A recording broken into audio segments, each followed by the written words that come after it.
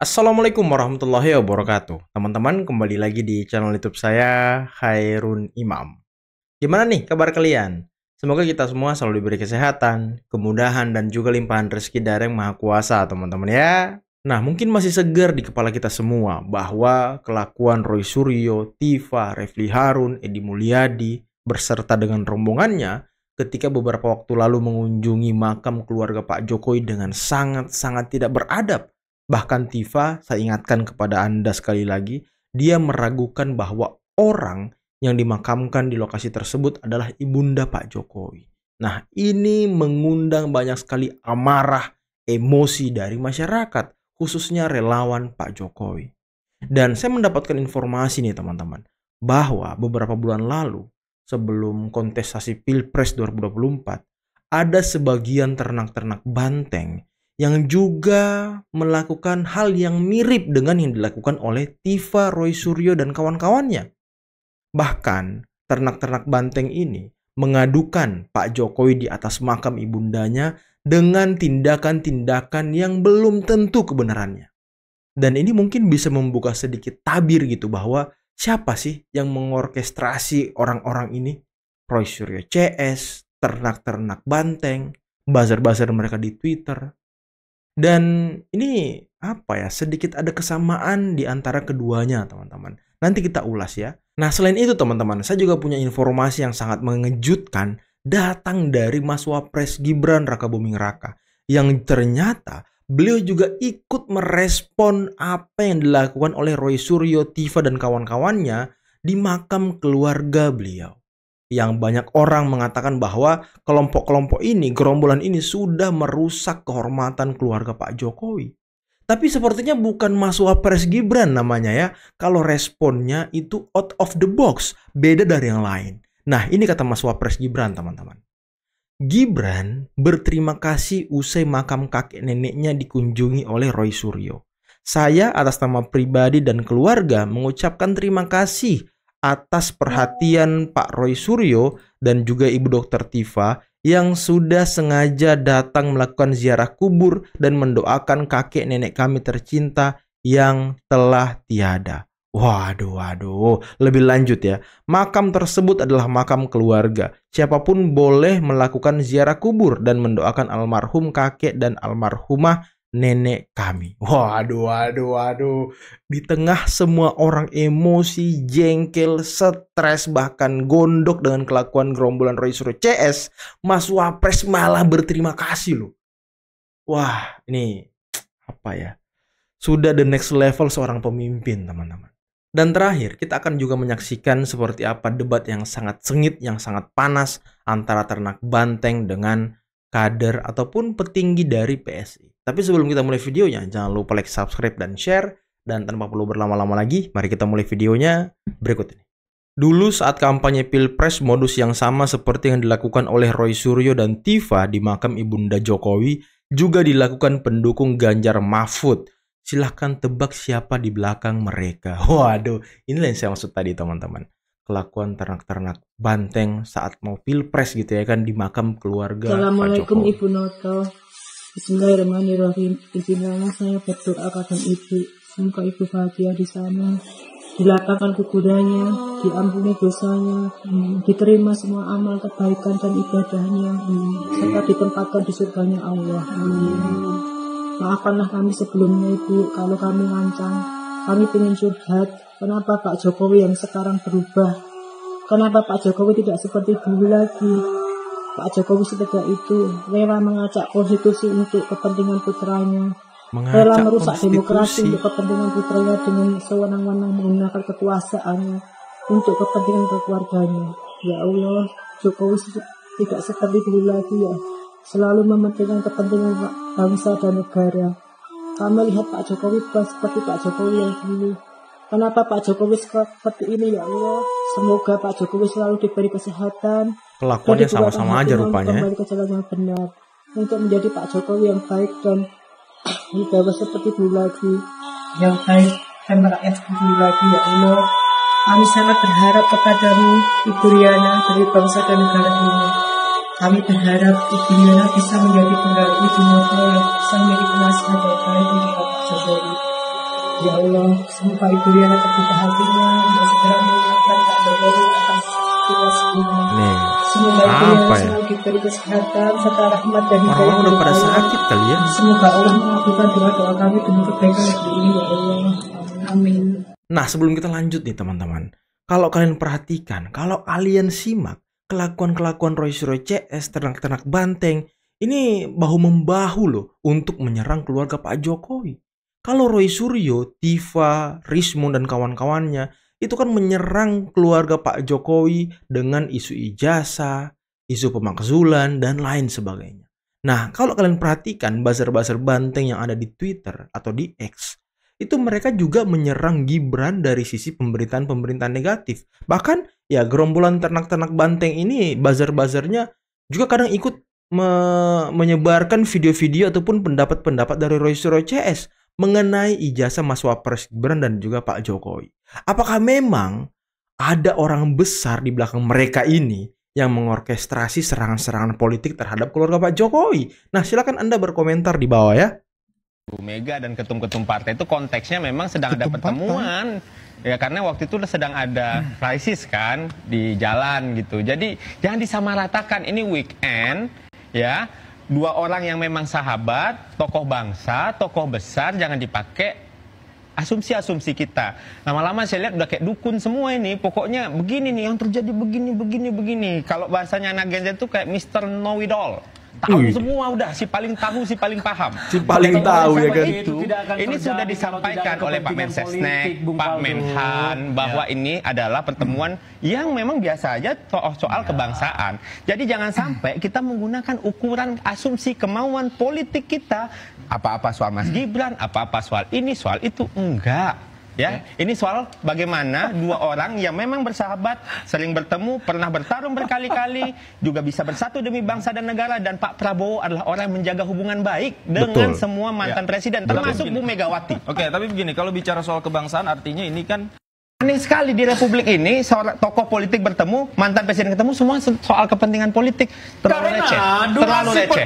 Saya kira itu terlalu receh, Bang. Repot, Bang, kalau seandainya ada orang datang ke orang lain, semua dianggap punya kepentingan politik. Saya bilang bahwa ini nggak ada, Bang, santai aja, santai. Pertemuan Jokowi itu dengan Prabowo itu adalah pertemuan politik. Kenapa kalian harus takut? Memang nggak ada, mungkin di sisi Abang begitu, tapi Pak Prabowo sama Pak Jokowi jangan samakan dengan selera Abang. Menyatakan di sini bahwa Jokowi dengan Pak Prabowo itu ketemu karena nggak ada kerjaan terus ngopi-ngopi soal kebangsaan. Soal kebangsaan kita bilang. Itu adalah pertemuan Abang yang menganggap semua pertemuan itu transaksional. Abang aja kita nggak agak sulit melepaskan persoalan kebangsaan dari politik begitu ya, termasuk tadi mendukung Prabowo Gibran 2 periode. Mungkin kan ini kan juga dibicarakan. Politik kebangsaan yang jelas di sini bukan politik transaksional. Itu kan cara berpikir dia. Pertemuan itu kalau tidak ada permintaan bertemu. Kenapa ada permintaan bertemu? Karena ada kepentingan. Kepentingan itulah yang dibicarakan. Itu apa kepentingan aja. itu? Apa kepentingannya hanya pengen ngetel dengan Pak Prabowo? Kan tidak mungkin. Tadi kita udah capek jelasin. Muter-muter lagi. Muter-muter lagi. Muter-muter lagi. Sudah kayak muter-muter, memaksakan. Dan itu tidak sesuai. Karena aneh sekali di Republik ini, seorang tokoh politik bertemu, mantan presiden ketemu, semua soal kepentingan politik. Terlalu receh. Terlalu receh. Saya kira itu terlalu receh, Pak. Itulah ya, Ferdinand Hutahian. Weh, kalian masih kan nggak kolor-kolor merah itu teman-teman? Aduh, ada Ferdinand. Sudah sebenci itu dia dengan keluarga Pak Jokowi. Jadi apapun yang dilakukan Pak Jokowi, pertemuan apapun itu dengan Pak Prabowo, semua dinilai politik transaksional. Padahal ya mungkin dia ini gaptek atau kalau kata Roy Suryo kudet gitu ya kan. Yang meminta Gibran untuk menjadi cawapres waktu itu adalah Pak Prabowo sendiri. Dan ini berkali-kali dikatakan oleh beliau ketika berpidato saat Pilpres kemarin. Dan juga Bapak Sufmi Dasko, Ketua Harian Partai Gerindra, juga sudah mengatakan bahwa Pak Prabowo itu 5 kali meminta kepada Pak Jokowi agar Gibran mau menjadi cawapresnya. Tapi kan Pak Jokowi tidak pernah mengiyakan. Di awal-awal Pak Jokowi hanya mengatakan ya coba cari calon lain gitu kan. Nah makanya muncullah waktu itu nama Erick Thohir. Nah ini kita flashback lagi nih jadinya nih. Nah muncul nama Erick Thohir. Tapi ya koalisi Pak Prabowo ini sepertinya sulit untuk satu suara dengan Erick Thohir. Untuk memilih Erick Thohir susah. Makanya Pak Prabowo datang lagi, Pak Prabowo datang lagi. Sampai waktu itu ya terakhir yang kelima kalinya Pak Jokowi bahkan tidak mengiyakan. Pak Jokowi hanya mengatakan coba tanya aja anaknya. Ini kan berarti bukan kemauan Pak Jokowi. Bukan kemauan Pak Jokowi. Makanya kenapa orang-orang ini selalu mengatakan Pak Jokowi dan juga Pak Prabowo kalau bertemu ada politik transaksional. Ini kan kocak orang-orang ini, teman-teman. Cara berpikirnya tuh aneh. Tapi ketika Ibu Mega yang ketemu dengan Pak Prabowo, masalah kebangsaan bukan transaksional. Ketika Pak SBY ketemu dengan Pak Prabowo, bukan transaksional. Ini adalah kebangsaan. Apa sih orang-orang ini? Aneh gitu. Ketika Pak Prabowo dan Pak Jokowi bertemu, wah spekulasinya kemana-mana.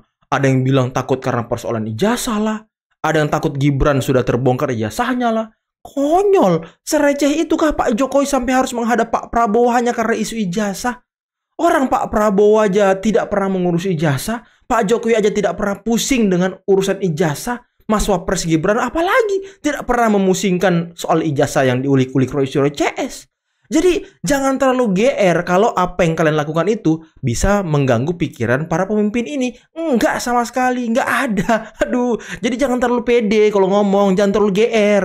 Kata si Rismon, Pak Jokowi sudah ketakutan, panik makanya minta perlindungan dari Pak Prabowo. Waduh, receh sekali Pak Jokowi minta perlindungan. Untuk apa gitu? Untuk apa Rismon? Aduh, orang-orang ini makin halu gitu. Makin konyol cara berpikirnya. Mungkin saya melihat, mungkin Presiden Prabowo sudah dapat bocoran buku Jokowi White Paper, Mas. Kepedean. Karena di situ kan saya ulas tentang neuroscience perilaku ya, bahwa wajah ini adalah sebuah dokumen yang tidak bisa berbohong gitu ya. Justru dengan bagaimana Presiden Prabowo itu menerima Joko Widodo, Pak Joko Widodo ini di rumah beliau, di rumah pribadi beliau, maka publik diminta untuk melihat dengan seksama apa bahasa tubuh, apa bahasa wajah yang muncul pada pertemuan itu. Kita belajar, dan saya harapkan juga masyarakat juga bisa dengan mudah belajar melalui buku Jokowi White Paper ya, karena ada banyak bab yang saya tulis tentang hal itu. Belajar dari buku Jokowi White Paper. Belajar dari buku Jokowi White Paper. Siapa yang mau belajar dari buku sampah? Siapa yang mau belajar? Konyol juga si Tipa ini ya kan. Nyuruh kita belajar, berarti kalau nyuruh kita belajar di buku Jokowi White Paper, otomatis dia nyuruh beli gitu ya kan bukunya. Pintar sekali dia jualan bukunya. Ternyata mereka ini bukan peneliti teman-teman, tapi jualan buku. Sama kayak profesi Suginur dulu kali ya, debus-debus gitu. Jokowi sampai hari ini masih terus diserang karena satu alasan sederhana. Pengaruhnya terlalu besar untuk diabaikan. Ia bukan cuma sekedar mantan presiden, melainkan simbol kepercayaan rakyat terhadap politik yang membumi. Selama 2 periode memimpin, Jokowi membangun fondasi yang kuat bahwa kekuasaan sejati bukan berasal dari elit, melainkan dari kepercayaan rakyat kecil. Dan di mata mereka yang kalah, pengaruh sebesar itu adalah ancaman. Karena itulah berbagai fitnah, framing negatif, hingga tuduhan liar terus diarahkan kepada Jokowi. Bukan karena Jokowi bersalah, tapi karena mereka tidak sanggup menerima kenyataan bahwa Jokowi masih dicintai oleh jutaan rakyat di Indonesia. Namun di tengah gelombang serangan itu, Jokowi tidak pernah membalas dengan amarah. Ia memilih diam, tetap tenang, dan berdiri tegak di atas keyakinannya. Sikap itu menunjukkan kualitas seorang negarawan sejati yang tahu kapan harus bicara dan kapan harus membiarkan hasil kerjanya yang berbicara. Dan justru disitulah paradoksnya. Semakin banyak yang mencoba menjatuhkannya dengan fitnah, semakin kuat pula cinta dan kepercayaan rakyat kepada dirinya. Jokowi bukan hanya politisi yang sukses, tapi juga pemimpin yang memenangkan hati rakyat. Betul banget. Inilah bukti teman-teman ya.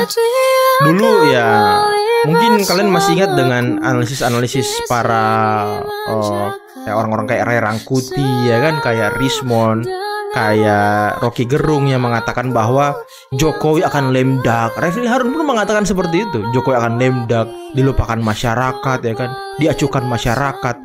Rupanya makin dicintai ya kan. Waduh. Memang analis-analis politik ini nggak jelas gitu. Setelah dicek di KPU nggak ada datanya semua. Semua data presiden ada.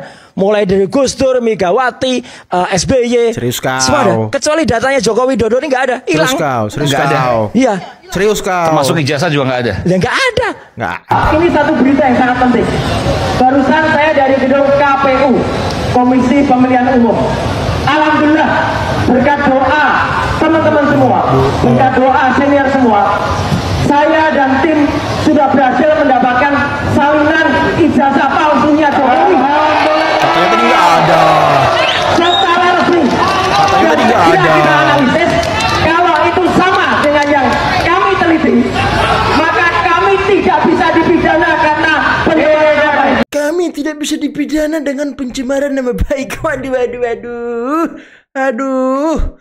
Gimana ya orang-orang ini ya? Saya tuh udah enak gitu ngelihat muka orang-orang ini. Udah pengen muntah gitu kalau ngelihat muka orang-orang ini, teman-teman. Muncul tiap hari. Mau kita nggak ngebahas, tapi tiap hari ada isu yang mereka lontarkan, ada isu yang harus kita tepis, ada omongan-omongan mereka yang harus kita bantah ya kan. Jadi ya untuk kalian yang sudah bosen melihat Roy-Suryo CS, ya saya juga bosen teman-teman.